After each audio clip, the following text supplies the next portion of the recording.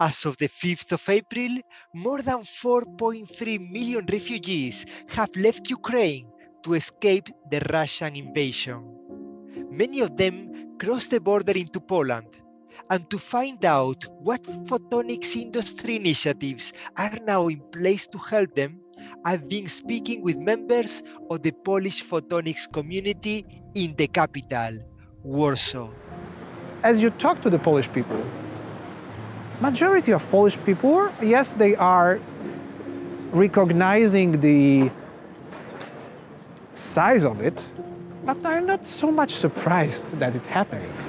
The first thing that comes into my mind is the unity that it brought to the whole community, regardless of the place that you are at, the age that you have, or affiliation that you represent.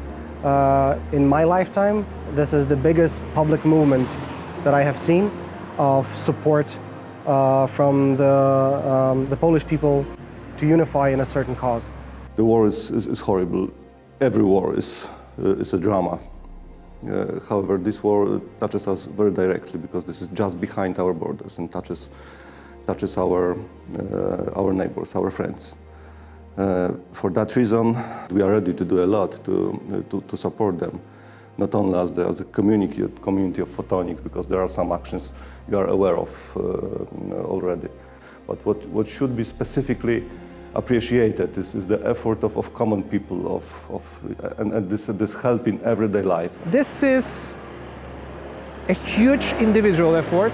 So individual people are helping, individual companies are helping, and well, as we are a cluster organization, we thought that exactly as we act, perhaps we could do something more if we act together. In some of our portfolio companies, the crisis was seen because of the shortages of some of the components of the suppliers that were located, for example, in Russia. We don't see a direct relation on the investment per se, but we see the relation and the correlation with the business relations on the supply chain that are happening right now. It's not secret. There is a serious amount of Polish photonics technology in the right now adding up to the general defense effort of the Ukraine. And we are very proud of it. We are very proud of it. And because I 100% agree, Ukrainians are fighting not just for Ukraine right now, they are fighting for us. So it's our duty to do whatever we could to support them, to take care of their wives, children, mothers, whoever is in need fleeing Ukraine, but also to support them whatever they mean available.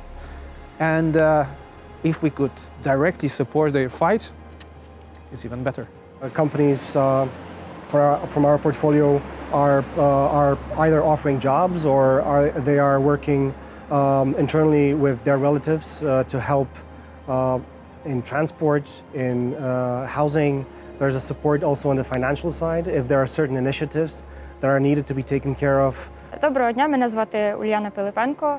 Here's an example of an initiative that started working.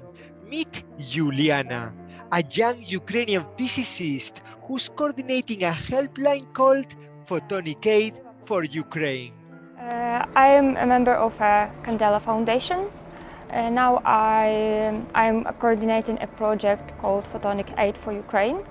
This is a project where we want to help people from Ukraine who were working in optics and photonics in Ukraine before the war to find a similar job in Poland or other countries of Europe.